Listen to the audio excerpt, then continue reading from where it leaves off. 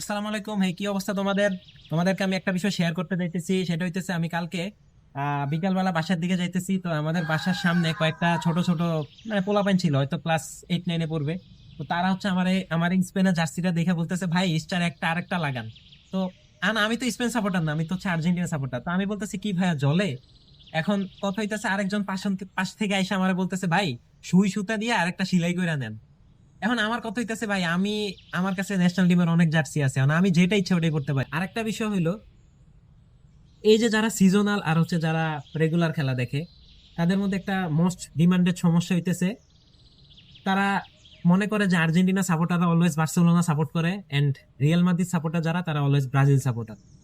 ভাই মানে এটা কোন আইনে লেখা আছে? এটা কোন মানে যুক্তিতে লেখা আছে যে আর্জেন্টিনারা একমাত্র বার্সেলোনা আর ব্রাজিলরা একমাত্র রিয়াল মাদ্রিদ? এটা কোন আমলে মানে কোন ডায়েরিতে লেখা আছে আমি জানি না। আমার বংশের মধ্যে আমার চাচা, আমার বাবা মা, চাচাতো ভাই, খালাতো ভাই, মামাতো ভাই, ফুফাতো ভাই, বোন, সব গোষ্ঠী, এক কথায় 50 গোষ্ঠীর একটা সিঙ্গেল পার্সনও অন্য দল সমর্থন নাই, সব আর্জেন্টিনা সাপোর্টার, এমনকি আমি নিজেও।